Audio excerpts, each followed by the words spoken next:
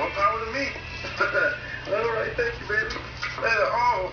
Raquel, what's this? Mr. Franklin's lonely. It's only... Sorry, Daddy. What do you mean sorry, Daddy? What the hell did you do? Is Wayne Brady gonna have the choke a bitch?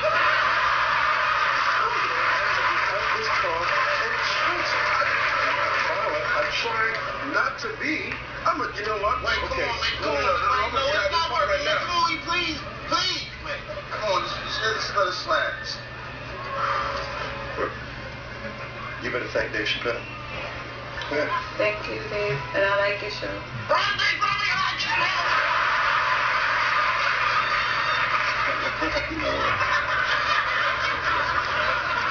B, 1811 Harvard Street.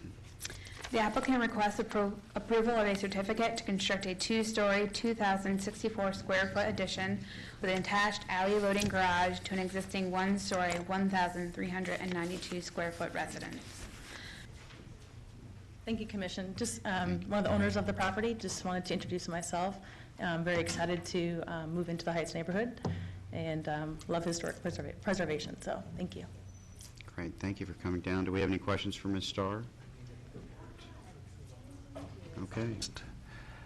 I mean, seems to me in the category of something where we do take into account kind of the overall massing on the site and that sort of thing. And I feel like, to me, these are still problematic sorts of structures that do really impact the character of the neighborhood after a while. I mean, you get one or two, it's one thing. When they all begin to do this, the historic structure itself is being swallowed up by the addition. And to me, it doesn't really meet the common sense definition of what an addition is. It's basically the historic house is the addition to the new construction. And we've often gotten recommendations against these, so I'm not sure why this one is different, or if I'm just, not seeing this the same way, or something's changed. But this would be, to me, one I would typically deny. So it's very large, and when the addition is so much larger, it's a problem. Okay, do we have any other discussion or questions for staff? Okay, Commissioner Mon? How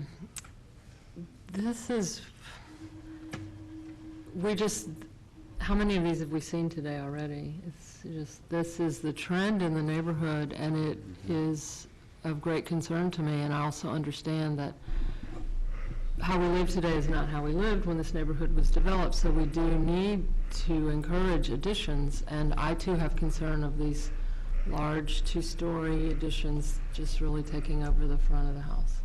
I plan to do some driving in these neighborhoods to see what we have approved and what's out there and understand the issue better. I understand people want to have large families, they want to expand and whatnot. But when you're in a historical district, it is the concern to think about the historical home and the historical structure. And that's what I'll say about that. There is an historic district with very large mid-century homes already, in case anybody wants to be in a historic district and have a big, called Glenbrook Valley. Okay. All right, any other discussion or questions? Not anything I haven't said in the past, in that we hear cries for consistency by those who are regular submitting projects to the commission. The approvals of projects of this type and this scope, magnitude, if you will, didn't just start in the last few months as we've seen an increase in them. It goes back to prior to the ordinance changing 3 years ago when, as I said before, we used to commend applicants for doing these kind of projects rather than the alternative, which then was demolish the home. Being a builder and looking at 2D elevation drawings and being a resident of Houston Heights and driving through there repeatedly and seeing dozens of these types of structures, that many of which you have to actually strain to see and notice them when you're driving down the street. it's my opinion or belief, I guess, that I want to show some consistency in what we've done in the past and continue going forward. So 1811 Harvard is not granted a certificate of appropriateness.